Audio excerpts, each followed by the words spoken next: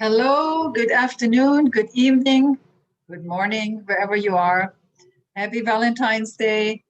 Happy Chinese New Year. Happy Black American History Month here in America.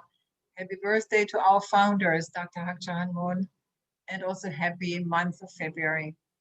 My name is Angelica Stelly. I'm the president of Women's Federation for World Peace USA. I'm the host for this day, and I'd like to welcome you to this very first edition of the Global Women Peace Network Forum entitled Women's Leadership in Reconciliation and Peacemaking.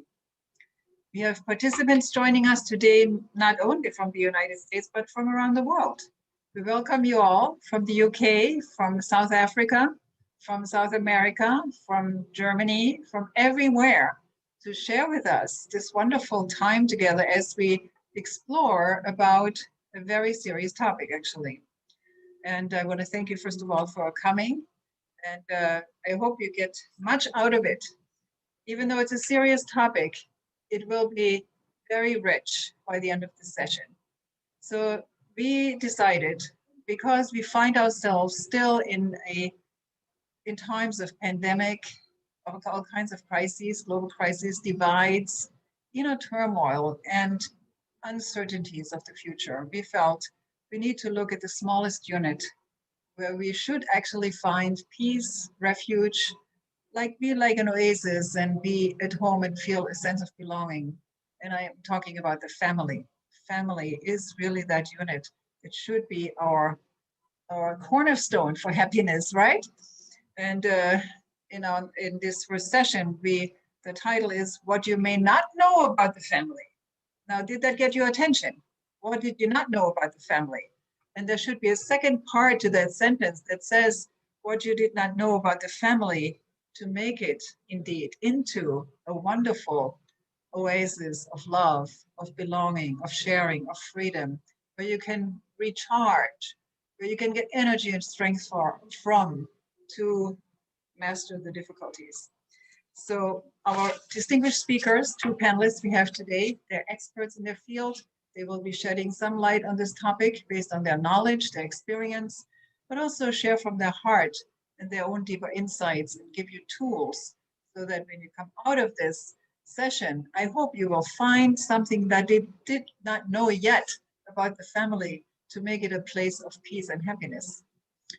So before I introduce them to you, I would like to share briefly about the Global Women Peace Network.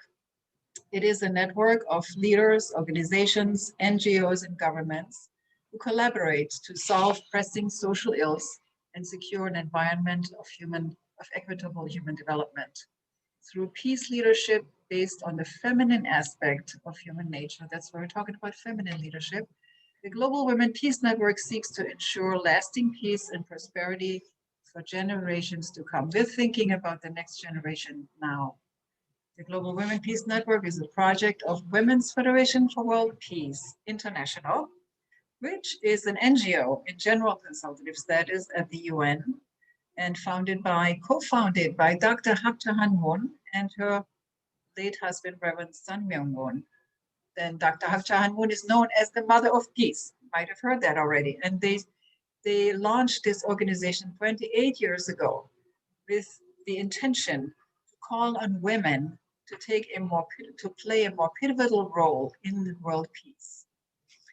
Women's Federation is a nonpartisan and non-political organization. Believe it or not, here in America, there is such a thing. And we promote values of spirituality and morals and principles and the simple philosophy of living for the sake of others and living by the logic of love. Does that sound good to you? Yes? It is now my great pleasure to introduce to you our first speaker, Mrs. Lynn Walsh. Mrs. Lynn Walsh. She has a master's degree in clinical social work and master's in divinity. She taught sociology at the University of Bridgeport for over 15 years and currently teaches at the Unification Theological Seminary. She's the director of the Universal Peace Federation, our sister organization in the Office of the Family, and serves on the executive committee of the NGO Committee on the Family at the UN. Previously, she was a marriage and family therapist, great experience, and she and her husband have 2 sons and 2 granddaughters. To me, she is a woman of real great concern and conscience when it comes to this topic of family, who has given multiple, I don't know how many presentations around the world about that very topic. And today she will speak to us about family at the crossroads. Lynn, the floor is yours. Thank you so much, Angelica. I am so delighted to be here with Women's Federation and to share what is my most favorite subject, the family. As you were saying, a really nice introduction, I have to say. The family, I really think, is at a crossroads. I'm going to whiz through some data because I think you are aware. I'm sure you're aware that, you know, the decline of marriage, increase of divorce is a problem. It's been going on for decades. And what are the ramifications? Okay, I don't know if you, I hope you can read that. That's talking about the breakdown of decline of marriage and increase of divorce, which I think we're well aware of. Nearly 80% of all children suffering from long-term poverty come from broken families or never married families. So poverty is a big result of the breakdown of the family. The risk of poverty for single mothers is across the board for all races. It's important, however, to honor and recognize that single mothers love and care for their children just as much as any parent. And many of them do a fantastic job, but they're the first ones to say it's very difficult. And as we must honor them and appreciate them, we have to understand the data is very clear that family structure makes a difference in the rates of physical abuse, sexual abuse, emotional harm to children. Developmental, emotional, academic problems are less common in 2-parent families.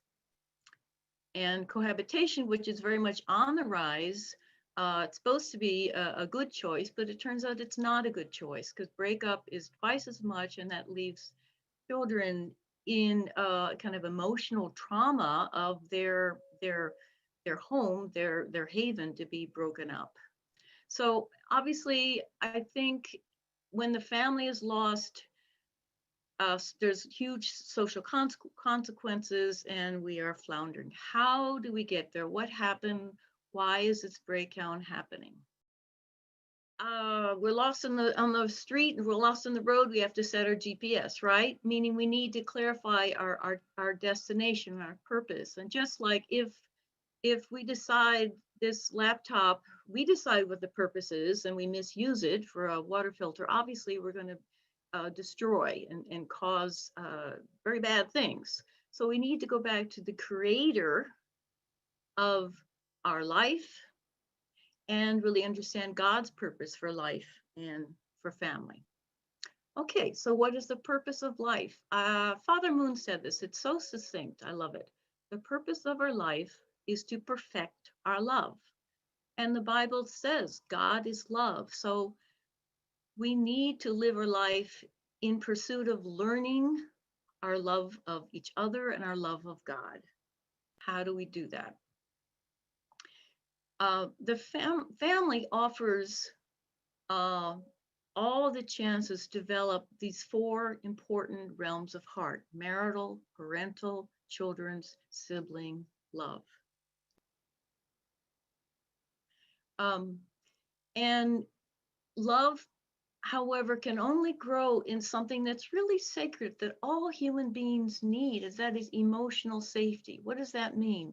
We really can't know we're loved unless we feel this person truly understands me and knows me, even my vulnerabilities, and they understand me, they accept me. This is a very precious need that all human beings need, but it's not easily created unless we live in a family of commitment. Marital commitment makes all the difference. I love this quote for Thornton Wilder. I didn't marry you because you were perfect. I didn't even marry you because I loved you.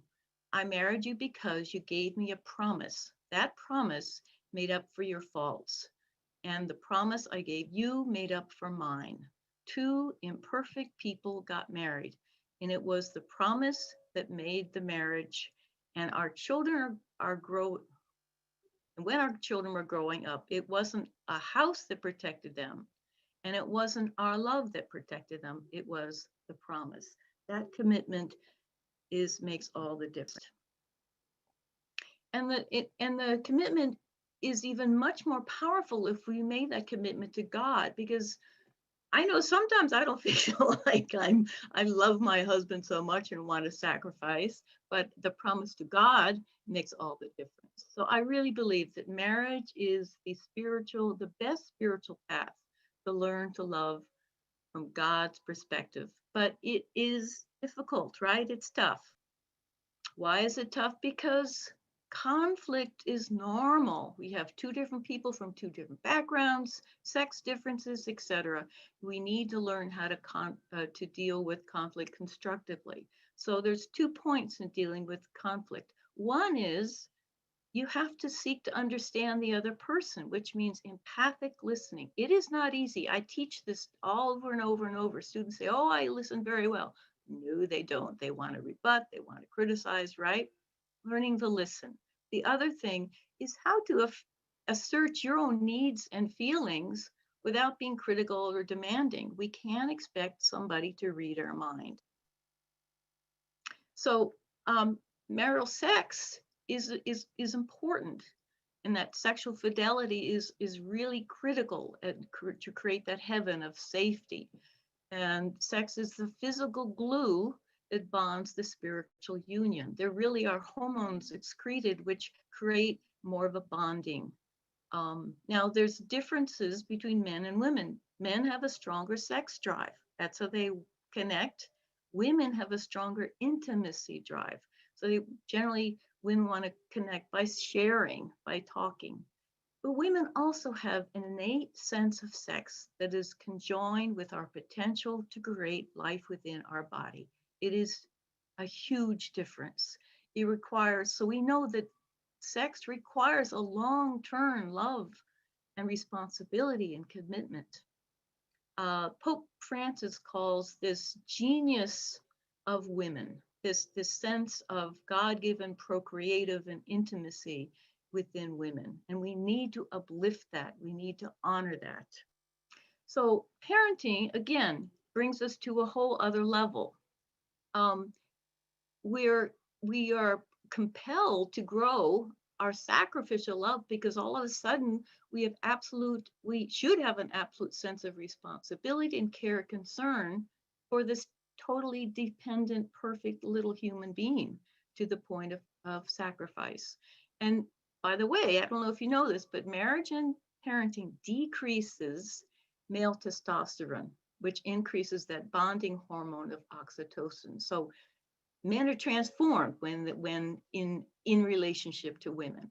I just want to point one thing about parenting also is authoritative parenting, not permissive, not authoritarian, requires us to learn also how to effectively to love our children, meaning we have to be responsive, we have to listen, we have to be forgiving, but on the other hand, we have to learn how to set limits and give consequences to our children, how to give them expectations, because without that, they don't learn self-discipline.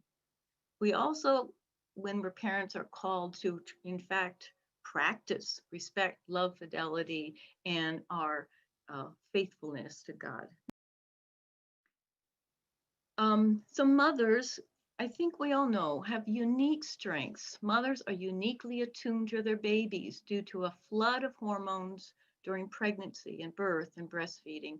And that mother-baby interaction uniquely cements the biological foundations for the secure attachment that impacts brain development, yes, IQ, and human responsiveness for the rest of the life. Mothers, we are so essential, especially in those beginning years, but throughout life, because we also teach and model empathy.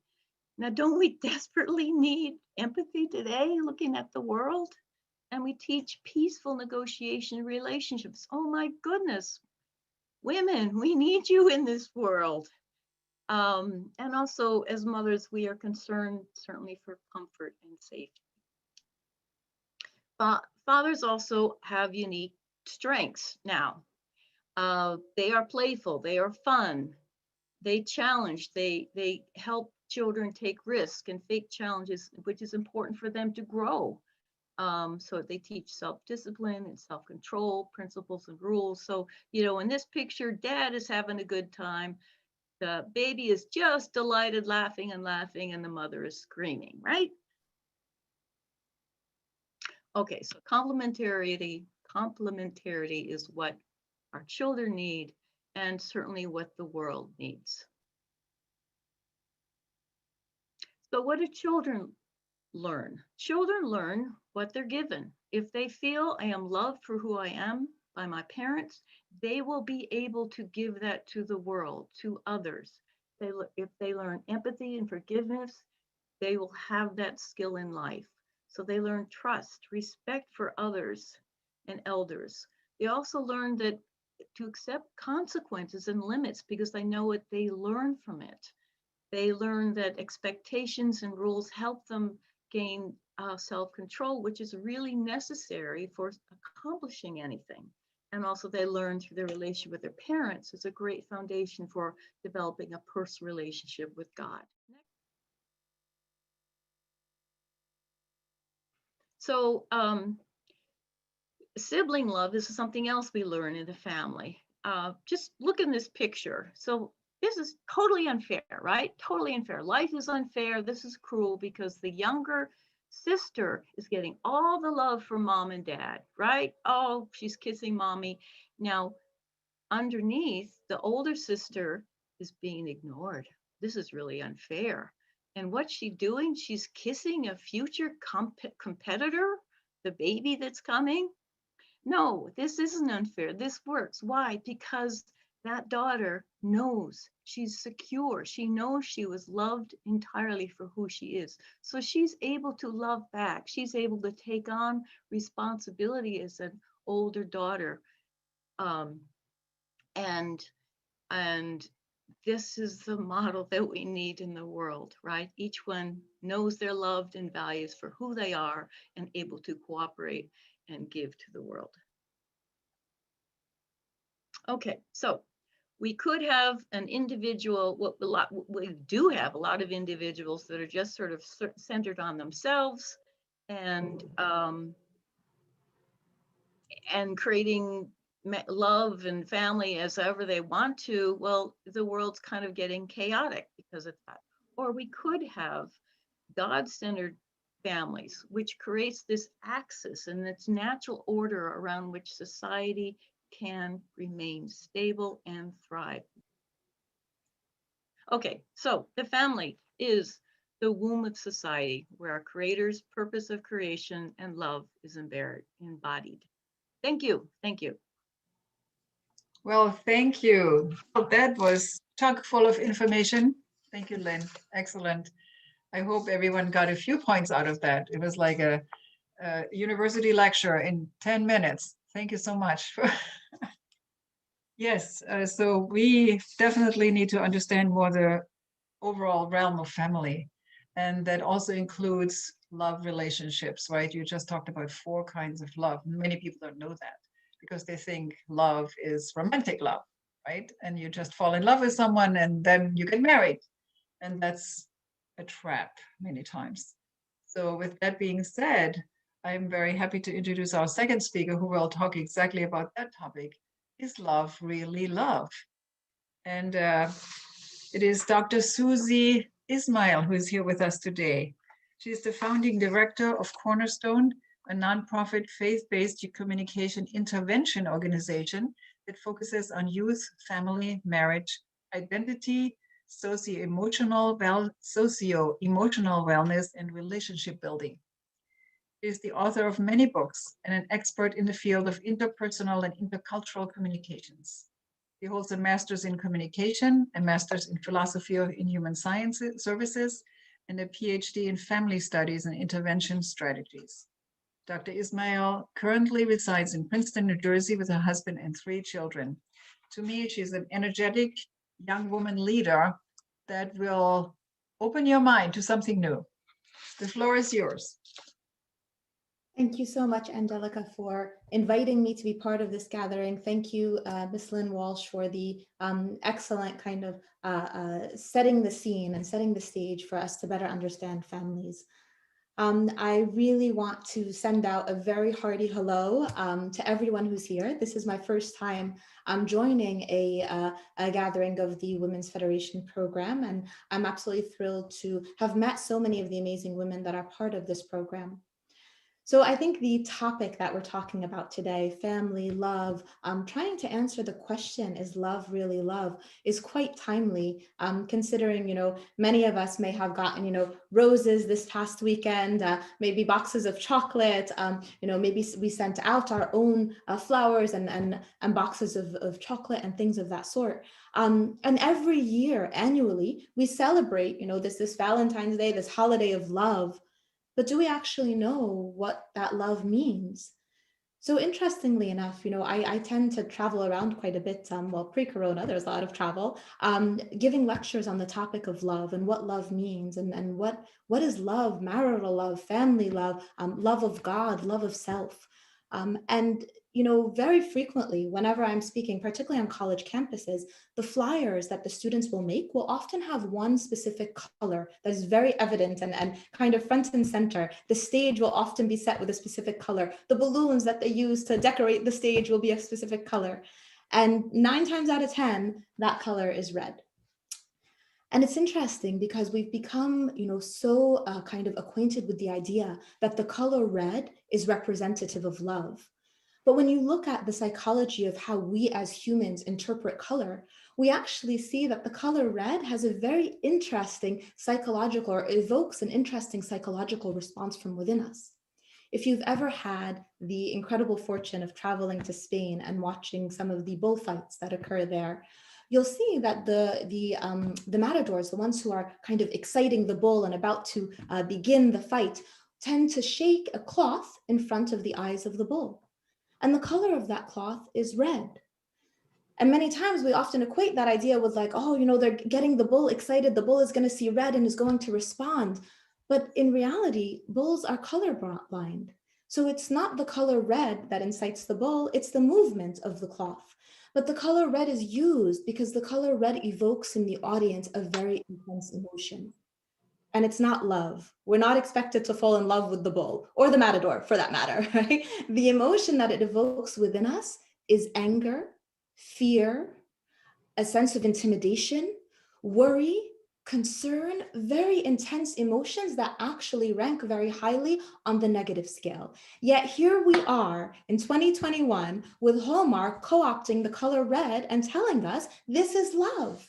And so we come to the concept of love truly believing that it's an emotion that has to incite within us deep passion. It's an emotion that has to get us going. It's an emotion that moves us forward. But in reality, it is just that, an emotion. Unless we tie to that emotion love, a set guidance, a set rules, a set amount of way of moving forward that ties the emotion with action. Because that's how we move away from love as a feeling that may have some negative connotations at time into something that is much loftier. So how do we do that? So a lot of times when we talk about love, we look at something known as the 3 F's of socio-emotional wellness.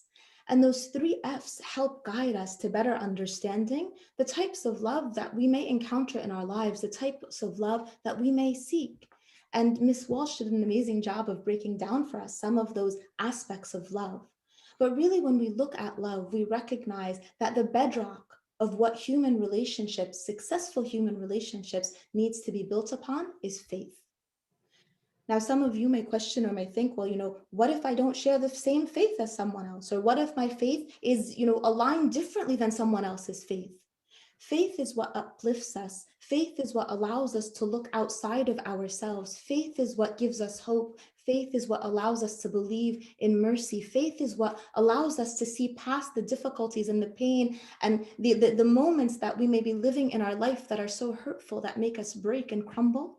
It's faith that lifts us up from there. And regardless of what our faith is rooted in, it is that faith that can move us forward. And when we root that faith in a higher spiritual power, then we begin to look outside of ourselves, outside of our own desires, outside of trying to meet our own needs, and we begin to recognize how the world works, because we're anchoring our love, our hope, our compassion to something that is much more powerful and higher than us mere humans. So we look at those three F's in terms of faith, in terms of family, and in terms of friendship. And so when we look at faith from the spiritual perspective, we see that for many of us, our faith is formed by what we've experienced from our families. Many of us are born in homes maybe that have, put an emphasis on attending church, attending the synagogue, attending the mosque. Maybe we live in homes where we are used to praying before we go to bed. Maybe we live in homes in which holidays are celebrated with a great ado. And maybe we grew up in a home where faith wasn't emphasized. Maybe we found our way towards faith as we grew older, as we entered into our own families. But families often give that basis of morality, the values, the elements that allow us to find our faith and to anchor the love of ourselves as well as the love of others in that faith. When we look at friendship, we see that's something that today has become a very precarious area. When you talk to youth today and you see that they may say, oh, I've got 5,000 friends on Facebook, or I've got, this many friends from Instagram, or, when you ask one of the teens, who's your closest friend, they'll say, oh, the person that I play Fortnite with, I've never met them, but, that's my best friend. And so we're redefining the concept of friendship. But in reality, when we look at what friendship love looks like, it has to be rooted in something deeper than just, playing a game maybe online, or just having someone who follows you and who looks at what you're posting consistently, or having someone that you've got a Snapchat streak going with, right? Friendship has to be rooted in humanity. Friendship has to be rooted in truly loving for others what you love for yourself.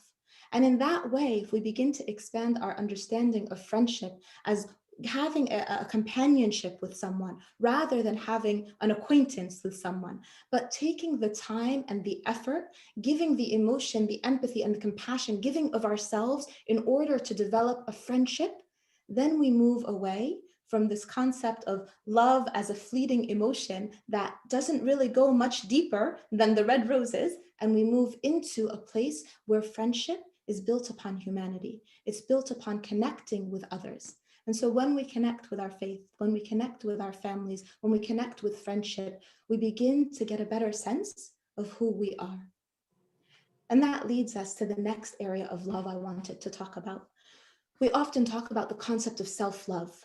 And in this day and age, and I know Ms. Walsh, I'm sure, sees this as well, it can be a little bit worrisome because we are consistently seeing individuals who struggle or who suffer from narcissistic personality disorder. And they are not the only ones suffering, because the narcissism causes everyone in the family to suffer, causes the spouse to suffer.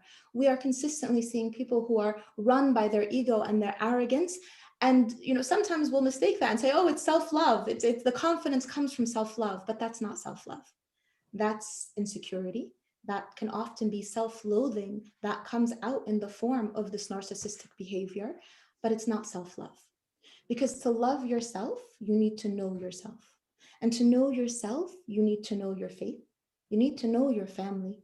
You need to know your friends. As I was looking at some of the slides that I thought the pictures were amazing that Ms. Walsh shared, but the slide of the picture of the father who's throwing the child up into the air. And, I think Ms. Walsh was talking about a father's role, that idea of being playful, of being close with the children. And, it struck me a bit because just a little earlier today in one of my sessions, I was speaking to someone who was really struggling with the relationship that they've had with their father, or the lack thereof. And I kept thinking, if only this person had a father that would throw them up in the air, if only this person had experienced that dynamic of an emotional bond within a family where they felt secure, they felt safe, if only they could know themselves in the way that a parent who loves, a parent who is there to care for their children can help a child learn to know themselves. And it breaks my heart because we know that that is not the case, that far too many of our community members, far too many of our friends, far too many of us may have grown up in homes where the image was not quite like that, may still struggle to connect with our family, to connect with our friends. Many of us may be experiencing intense loneliness right now, a sense of not being able to connect with anyone. And this chips away at our self-love. Because when we feel like we're not receiving love, it becomes really, really hard to give love. And that's kind of the paradigm we want to switch. We want to start with giving love, because I promise you, when you give love, it is love that is reciprocated back to you. And this is, we probably have a whole other lecture about, toxic love and not necessarily giving love when a situation is toxic, or protecting yourself or protecting your love in a toxic situation. I'm not talking about those avenues in which you need help to understand what love looks like, but I am talking about, first and foremost, loving God, loving the Creator, loving that which lifts you up, loving that which is rooted in your faith. And in that process, learning to love yourself, knowing who you are, knowing what you're about, knowing what your story is and how you've come to be who you are. And in that process, also loving your family, despite their faults, despite the difficulties you faced, despite the moments where you wished you belonged to another family during those teenage years, despite the breakdowns that you may have experienced, loving them and forgiving them, because everyone struggles in their own way. And we often see that hurt people hurt others. And so the one that may have hurt you was probably hurting in their own way. And unless we're able to move past that hurt and seek forgiveness and find a path out of those difficulties into a place of love, we're going to keep struggling, and we're going to keep seeing issues of brokenness within our families and in our lives.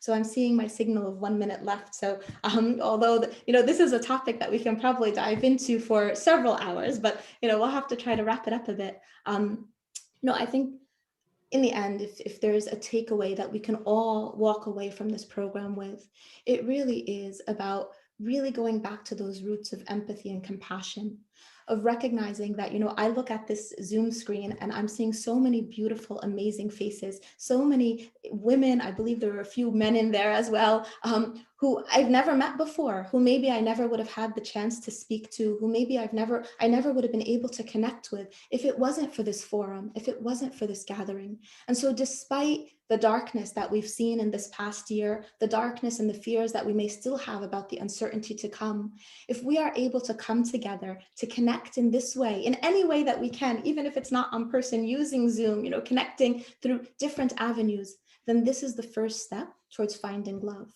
Love that exists in a way that's bigger than our individual differences, love that goes way beyond the color red and goes deeper into a love that's truly something that's noble, something that's honorable, something that can uplift us all. And this is truly my wish for all of us, that we're all able to find that love, and that hopefully after this session, we'll be friends and we'll be able to connect and continue to join in programs like this. Thank you. Well, that was beautiful, Dr. Susie. Truly, rich content was shared about love, what love is and what isn't, right? For me, it was like moving away from love as an emotion is faith. I did not know that. So it's just, I learned something today, okay? I hope everyone else got a point. And also, again, thank you, Dr. Walsh. I call you Dr. Walsh because you are a doctor in that area of family. I apologize also for the technical, challenges there. But anyway, both of your beautiful speeches and presentations evoked a lot of thought. And I'd like to open it now up for questions from the floor. I have one here that says, can narcissism be healed? I don't know who would like to answer that question. I guess Dr. Susie, is that your question? Or Dr. Walsh? One of you. I mean, I could say something, I'm sure, Dr. Susie. Dr. Susie, I love your calm, intelligent passion. I really appreciated hearing your message. Thank you. Yeah, narcissism can be healed mostly through realizing that narcissism has a negative impact of what you're actually trying to accomplish. Dr. Susie was talking about that any of that kind of behavior is based on lack of security, and the path to become secure is to find how to be effective in the world of relationships, and what you're doing is the opposite. So yeah, it can be I mean, counseling or good parents can certainly help cure it or lessen it. Okay, Dr. Susie. Yeah, no, I think that's definitely a good approach. I was going to start with the seek counseling, seek therapy. Too often we feel like we need to figure out our problems alone. If you are in a relationship with someone who does have narcissistic behavioral patterns, or if you yourself are struggling with narcissistic behavioral patterns, seek help. Don't feel like you need to fight this battle alone. Go to the experts. We have so many counselors and therapists in different fields now that are out there that you can even access through televisits and telehealth. So seek that help. Don't just try to wallow in it by yourself, because it's a lonely place to try to figure it out on your own. That's very true. Absolutely. Yeah. Don't be shy. Don't be embarrassed. So thank you very much. And here's another question from Ray Beth. What is the most direct way to connect to your value as God's daughter so we can get past not receiving affirmation from loved ones around us? Good question. So I guess. Go ahead. So I'll tackle it from my faith perspective, and then I'd love to hear from Ms. Walsh's as well. For us as Muslims in my faith background, or my faith belief system, the concept of loving someone for the sake of God is very prevalent in the way that we act upon love, and loving someone for the sake of God requires us to also know that we are loved by God.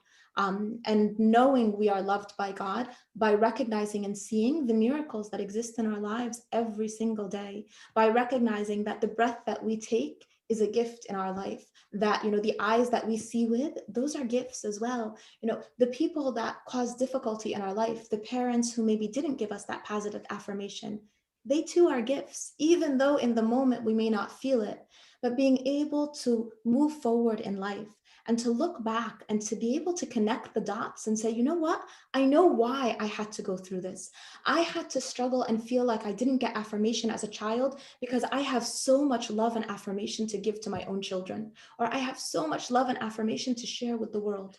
So recognizing for us, in my faith perspective, those blessings and the recognition that whatever it is that I've experienced because it will make me a better person. It will show up in life at some point. I think that's a strong way of connecting with God and receiving a sense of positive affirmation, even if we don't get it from our parents. Very good. Very good point. I wanted to ask the question to Mrs. Walsh myself. How do you see faith? We're talking about different faiths, and sometimes faith has certain baggage, if you would call it, right? How would you recommend connecting to faith if someone doesn't have faith in your, how do you get that faith in your relationships so you can maybe overcome that lack of love that you receive from others? I think, prayer is how we call it, right? When we talk, we try to hear the answer through our conscience. So even if every day we ask at the end of the day, maybe we're not directing it to God, but we know what it is. You ask yourself, seriously, how did I love today? How did I become a better person? Who did I serve that was difficult to serve? If we ask ourselves every day, how did I become a better person? And really are silent to hear our own conscience. We're developing sensitivity in relationships, but also we're actually beginning to listen to God's answer. So that's something that I would recommend. That's a great answer. When I said faith, I meant actually religion, because sometimes people connect faith and religion, right? But faith is actually an attitude. It's a heart and mindset, right? Any words about that? Primarily a relationship with God. It's Yeah. God's. Religion is a vehicle to get us to have a relationship with Right. God. And it shouldn't separate us. It should us bring closer to each other, right? Absolutely. The more I spend time with my Muslim friends, I become more Muslim. Yeah, that's great. That's why we're so happy to have Dr. Susie with us, because we are so in complete agreement, in heart and in spirit, and what you're saying, because faith has no labels, right? And that's what we're hoping also through this series, to show that there are principles at work here for all of us as humanity. If we can just affirm and confirm them and live by them, then things will change for the better.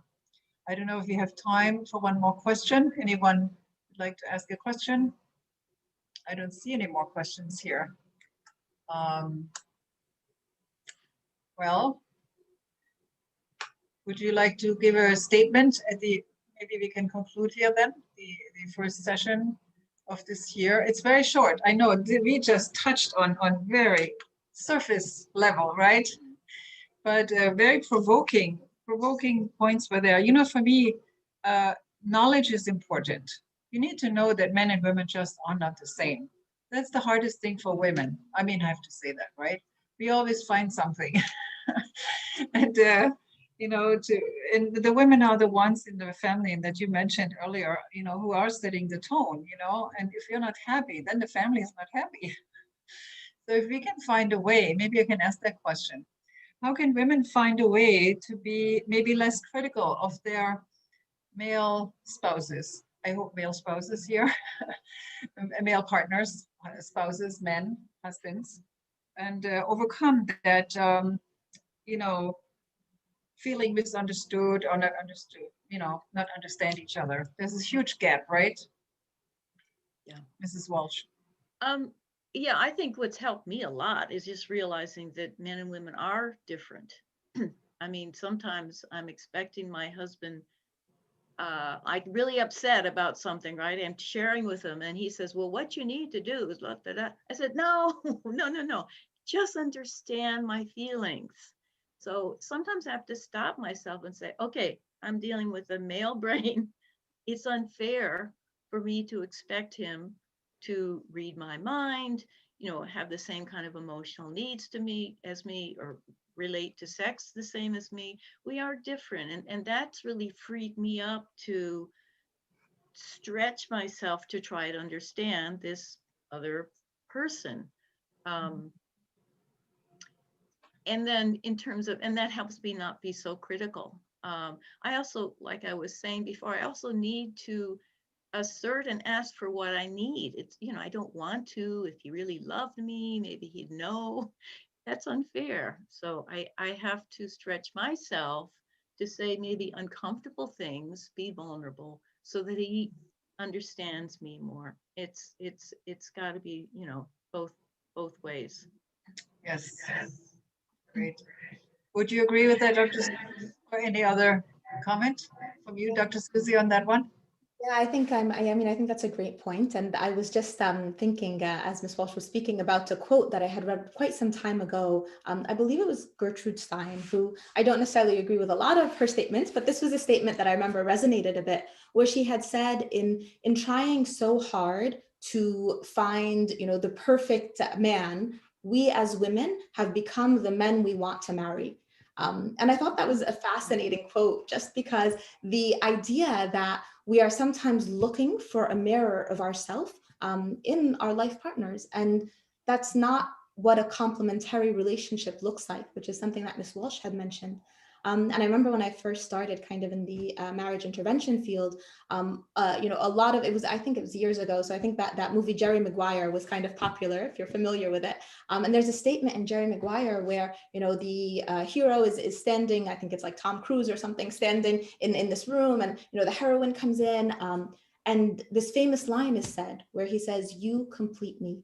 And, you know, I used to hear that from clients all the time. Like, I think my spouse completes me, or my life partner needs to complete me.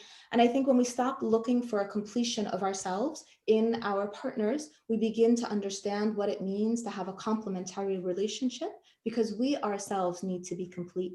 We need to be complete in our love of God, in our love of self, in our own journeys of becoming happy and finding contentment and peace. We can't find that in someone else. We're meant to bring out the best in one another, but not to complete one another. Thank you so much. I subscribe to that also. Been married 38 years. That was yesterday. It's not finished yet. We're on the way, right?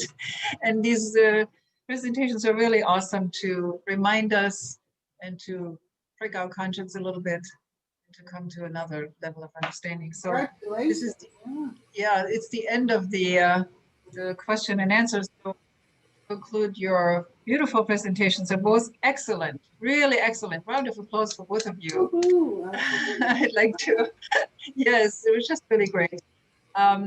Could each of you give a 1 minute a closing statement, starting with you, Mrs. Walsh? Yeah, I guess I sort of said it in my talk, but you know, we really are so divided and so conflicted. We've got young people that are violent and angry, and you know, it really scares me to see young people because I think if this is how they deal with their feelings, you know, violence and blame, and how are they going to have healthy relationships? Because that's where we heal. That's where we learn how to be a human being. So we just have to strengthen the family. And from wherever we are, none of us, all of us are floundering, and young people, you know, need to hear about what love really is. I love Dr.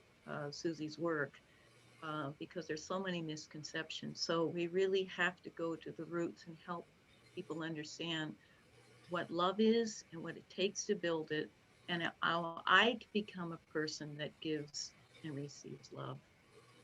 Thanks. Thank you so much. So, you know, I was trying to keep up with the chat, with all the comments that were coming in. And, you know, first of all, I see some amazing insights from so many different people, some sharing their own concerns, some kind of providing perspectives that are super important. Something that popped out at me or stood out in the chat box was comments about service, and that when we truly focus our needs externally, that when we push away from the focus on meeting our own personal needs and instead, you know, live our lives in terms of service to others, helping others, being there for others, whether it's the service to our own family members, the service to our children, the service to our community, but giving that service again for the sake of God. So we're not giving that service and thinking, oh man, I didn't even get a thank you, or, you know, giving that service to our family members and saying, oh, you know, I don't even feel appreciated, so why should I bother washing the dishes? But really giving service truly because we know that in giving service, we're pleasing God. And in the process of giving service and pleasing God, there is no doubt that we're going to please those around us. And that's where you see the love reciprocated. And I know there was a couple of questions about what is Cornerstone and what we do there. So I'll just give a brief. We are a faith-based relational communication intervention organization. So we are a nonprofit. We do focus on service, on providing service, whether it's to refugee communities, communities that are at risk, communities that suffer with poverty and struggle in other areas. We also focus on identity for youth, on marriage, on pre-marriage, on sexuality, on relationship difficulties, pretty much everything that encompasses socio-emotional and spiritual wellness. We've got a couple of offices in New Jersey and a few around the world. So you're welcome to look us up and kind of find us online and reach out to me if I can be of any help in any way. Yeah, I wanted to mention that we will put all the information in the chat box for everyone, also resources that Dr. Lynn Walsh provided for us. We did not have time to go to all the comments, but I do want to thank all participants, first of all, for being here today, you know, to make this first round of the global forums. And we'll have 12 this year, by the way, on different topics, to make this a really great start. And yes, we can learn from each other right there in the chat box. because we're women, we will learn and grow. So with that being said, I definitely came away with a lot of content myself, a lot of things to think about. And we want to continue the conversation, ladies, okay? Ladies and gentlemen, continue this conversation at home with your families. Why not ask the question, what do you think about love? Good idea. So, yeah, it's just the beginning here. So with that being said, next we have our outreach director, Mrs. Frannie Smith, give us an introduction to our special Global Friends initiative. But first we will see a 2-minute video.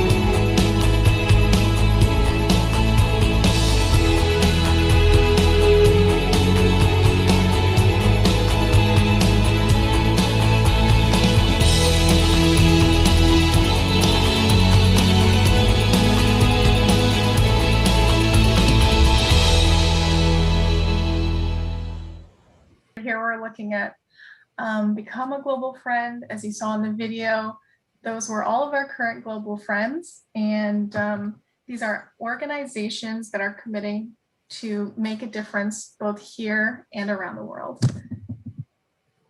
And it's an application. And when those who apply, they would agree to these peace tenets. And these are in areas that reach all aspects of life, including, as you see, point number 2 is on promoting healthy and virtuous relationships within the family, like we're discussing today. And those who apply receive numerous benefits. These are only a couple on the slide, but as well as connecting to a network of many like-minded organizations.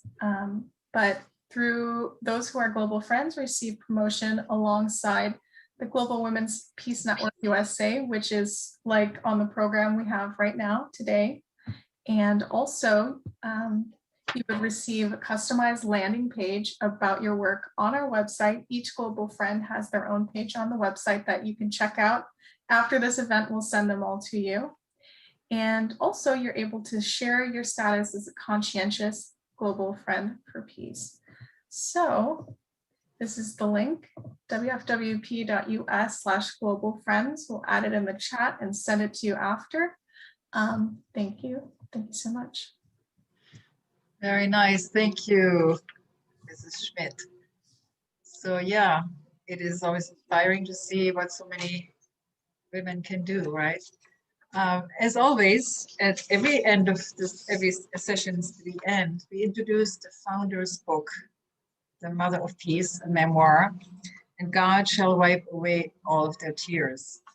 And instead of me introducing this book to you that has been the bestseller in Korea for over a year and has been transformative to millions, including myself, I have the pleasure to introduce to you Minister Frannie Smith, who will give her comments about this book. And just a brief word about her. Minister Frannie Smith currently serves as the Director of Women's Federation for World Peace of the Schools of Africa Project. She also serves as the Women's Federation board member and the co-chair for WFWP Haiti Relief Effort. She holds a business and communication degree from Loyola University. She's also a writer for a local Chicago magazine, radio host, and news contributor. Annually, she represents Chicago WFWP at the Commission on the Status of Women at the UN. As an ordained minister, she continues to work with the nation's 1,000 Churches Connected program. She's a woman of substance, faith, ladies. Let's welcome Frannie Smith. Oh, thank you. Thank you, Angelica, for giving this opportunity to say a few words. I want to congratulate Dr. Susie and Mrs. Walsh for your presentations, your panel discussions, right on time, specific. And I want to again thank Angelica for giving this opportunity today. It's really ironic because the ladies' panel discussions today are absolutely what I need to hopefully encourage me to speak about our own Mother Moon's, her memoirs. And I must apologize. I'm going to have to read my short notes, really short notes, because I've lost my screen there. Just forgive me, but bless me and give me your blessings and on this topic, because it's something I love and care about. But thank you again for that welcoming presence, introducing me, Angelica. I'm so grateful. And again, congratulations to our panelists. I see that you're really loved. They really responded. We really love you. Fortunately, many of the panel discussions are apropos for my commentary in honor of Dr. Hak Ja Han Moon. I have the pleasure of sharing a short commentary on her book, Mothers of Peace Memoirs. My comments are from my heart, ladies, so there's nothing formal or prestigious or anything like that. Angelica told me to speak from my heart, and that's really what I plan to do because it is from my heart. As we talk today, I want to express my understanding that many of us have read Mother's memoirs and her commentary. And as we have the pleasure of doing that, we need to share with others many times. I found myself that thinking that I can not only read it one time, I have to read it twice or a third time. Upon reading it this last time, I had a better understanding. I found it refreshing, and as she wrote, we are seeing for the first time a window into her life, used as an accordance to inspire others. I remember saying to myself, this woman can really be anybody's mama. Like many of us, she and her husband, Reverend Dr. Sun Young Moon, affectionately known as Father Moon. But this is personal, and I feel it when I hear her in her words in the book, and oftentimes it relates to exactly what you ladies have just spoken of, love and the family and the importance of the different kinds of love. Beginning with the light blue color on the cover, a smile, and her position of monetary suggested warmth for the compassion that she had. I saw her face on it and I couldn't wait for the English version of it to come out. As a very young woman, girl in Anju, Korea, which is North Korea, from the beginning in chapter 1, she made it clear. As a child, her grandmother and mother told her, God is your father. Your life will be dedicated to his will. Her father named her Hakja, which means praying child, because they loved to dance together. In traveling, seeing, and listening to her over many years, I often wonder where does all that strength and determination and faith and all that comes from when she speaks so boldly, and what comes out of that small statue of hers. Many of these questions were answered as I read her own words. When I learned that her parents were very educated but poor and led devout Christian lives, it is hard to imagine mother living in a small house in cold weather with the whole family, freezing with the warm clothes that they had.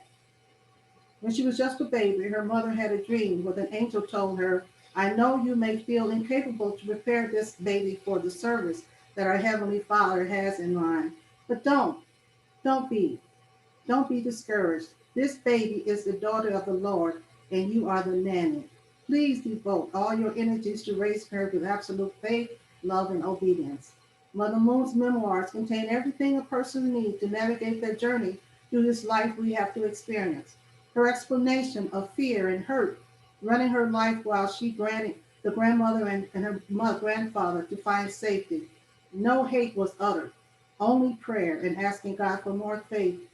Love had no presence in her own bones or blood.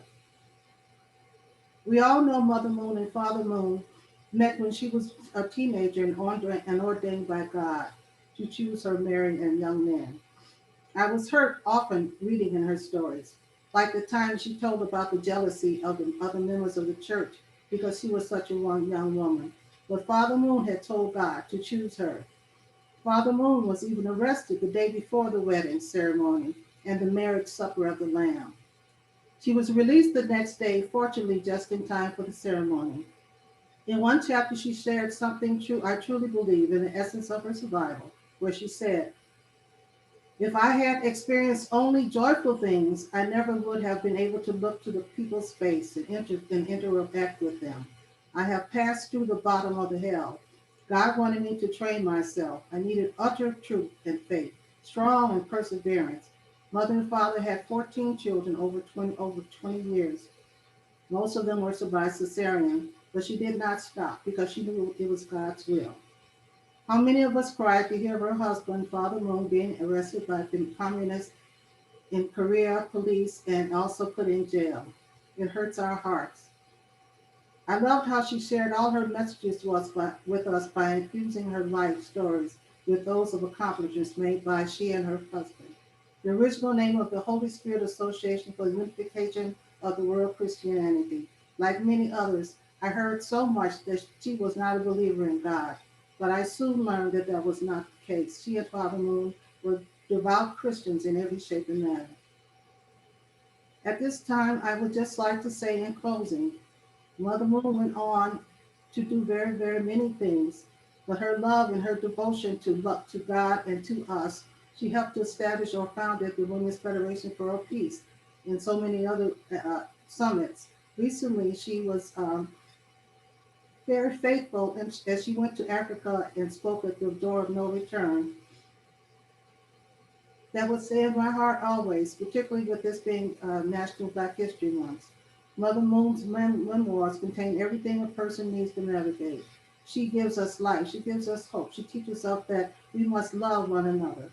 And in that, I would say, everyone who has not, please, please read her memoirs. Share them with people who may not know God. Share her love and her understanding. I've seen her often in person, but it was nothing like hearing her words. This is the greatest gift that Mother could ever have given us. This truly is. She gave the world her memoirs. This book is in accordance. It really is. So I hope and pray that as she moves on in her duties and her life, I didn't go into some of the latter parts of her life because, thank God, it relates to what these ladies, our panelists, just said. The love that she gives, the love that she demonstrates, the love that she plans to give her children and their children. So it is a pleasure and an honor to have just a few words. I don't want to run over, but I really hope that we share with her all of her love, everything that she has given us, please, because she is a wonderful woman. And I continue to know that without her founding the Women's Federation for World Peace, the Global Women's Peace Network, we would not be the women we are today. So thank you so very much, Angela. I appreciate this. Sorry. Thank you, Fanny. I My mean, my notes are gone. yeah, this was just pouring out that love in that heart. We feel that book now, right? Wouldn't you say? You Yes, made that book come alive for us, thank for those you. who have read it before. And I can only confirm, myself, Mother Moon has been my personal inspiration since I was 20 years old. Like I said, it was yesterday, but it's truly a book whose time has come. So everyone, please make that part of your personal library. And as always, now is the time that you have been waiting for. We're actually giving away 3 free copies. However, sorry, only those in the United States qualify to Oh, receive one. And also those who have not one yet. So those who don't have one yet. So then how do you get the book? You have to put something in the chat box, hashtag Logic of Love 101. Logic of Love, hashtag Logic of Love 101. Go. And the first 3 persons who put their name in the chat, who put this in the chat box will be contacted by us and you will receive the copy. So congratulations to the winners. I don't know who they are, but I'm sure they're already known. And so we conclude by just saying, this is just the beginning of learning about life and love. And Mother Moon's book truly is like a roadmap, especially for women I've never seen a woman leader like her, who has such a rich life of overcoming difficulties. And the faith that we're talking about today is so unfathomable. When you read her story, you almost think it's not possible that anyone can go through what she has gone through. And she loves and keeps loving and keeps loving. And, you know, she will have rallies of hope coming up. We'll let you know about those, right? So if you would like to stay connected, we'll put the link in the chat box. And I want to also announce that our next seminar is coming up on March 26th, 2001. That's Women's History Month, International Women's History Month. So we look forward to that. We're definitely going to talk about women's leadership and peacemaking at that time. And then we invite you to please stay in touch and multiply this recording. We will send it out through the different media and the connection, the Facebook and so forth. So thank you, ladies, once again for attending. And Great. now, Wonderful. may I show you the miracle workers behind the scenes who helped us make this possible. May they all appear together with our wonderful speakers. So with that being said, ladies, thank you for an awesome new beginning this year, 2021, because the best is yet to come. Thank you and Thank goodbye. you so much. Bye.